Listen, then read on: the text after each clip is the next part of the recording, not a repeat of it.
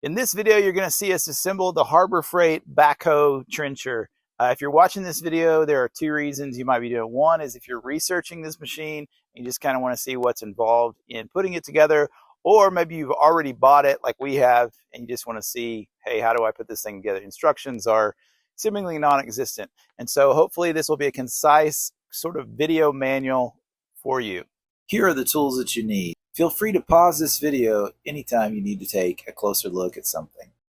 The first thing you want to do is knock the center cap off of the wheels. Ours came like this, maybe yours don't, but it was necessary.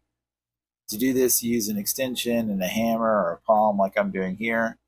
Be sure not to drop your castle nut and the bearing in the dirt like I did. Next, you'll put the axle shafts into the machine.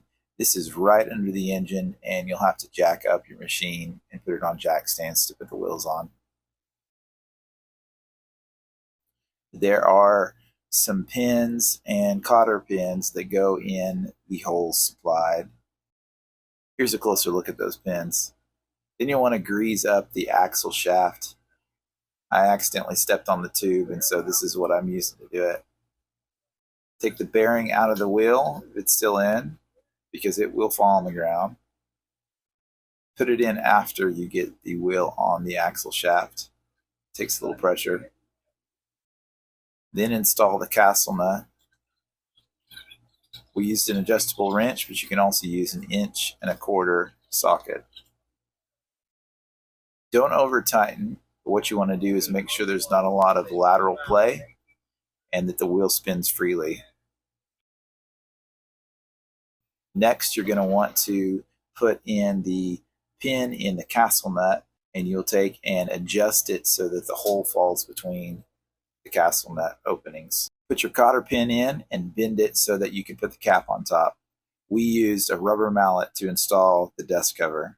After you do this, it's a good idea to use the grease certs that are on the back side of the hub to fill the whole cavity with grease. Next, we're going to install the power head. This is where all your controls are for your hydraulics. You'll start by unscrewing 4 5/8 bolts and washers from the top of the machine. Next, we're going to put on the hitch. This is fairly simple. It's just 3 bolts. The hardest part is the way that you have to put in the safety chains. Next, we'll attach the boom. Notice that the label is the left side of the machine as you're setting on it, facing the front. And the other side, where the numbered hold downs are, is the side with all the hydraulic cables. You have to remove the large pin, see the arrow in the picture, and grease it up. Insert it partially so that it doesn't interfere when you try to install the boom assembly. When you complete this, you want to put the cotter pin back in it and bend it slightly so that it stays in place. If you had a keen eye, you may have noticed that we did things a little bit out of order. The instructions show us that we should put the wheels in the towing mode where they are towards the boom and not under the engine. Putting on the front outriggers is fairly simple. Be sure to chalk your wheels so this thing doesn't kill you. Here you see me disassembling the pin for the bucket extension. We maneuver the bucket part into place. This is kind of tricky. You'll definitely need a friend. We used a jack, as you can see. Grease the pin and put it in place, much like you did the other one. And then you'll move on to the hydraulic arm next to it.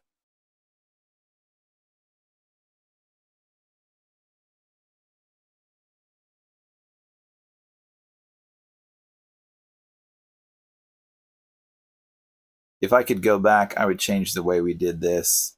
We had a tractor on site, so it wasn't too big of a deal, but you probably want to install the first hydraulic arm nearest to the controls before you do this one.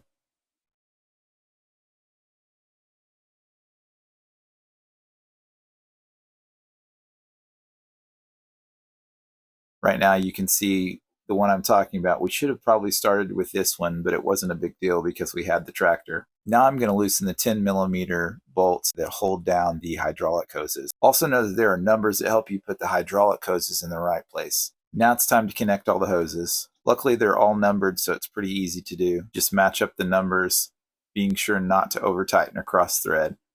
Look for leaks later and check the tightness of the existing connections. This takes a 5/8 wrench to do the job. You want to run your hoses between the arms right under where we attach the hydraulic controls and into the D-ring on the right side. We ran all of our lines to where they go, being sure not to drop the connecting ends into the dirt.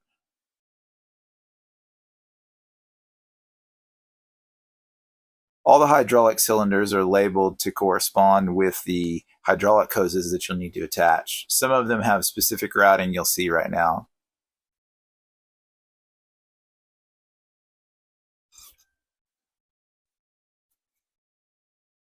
The last two connections go through in a specific way. See what I'm doing here?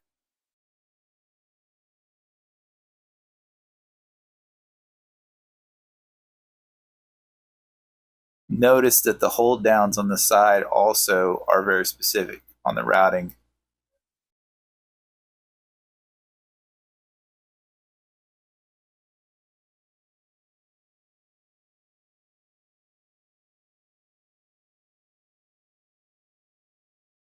Now for the fun part. Fill this thing up with gas. Please, for the love of all things sacred and holy, do not use ethanol. Don't do it. Then put in 4 gallons of hydraulic oil. Later, you'll top it off with the other gallon once you bleed all the air out of the system. Put a quart of 10W30 oil in it. You might want to check the level later, see if it needs more, and get to work.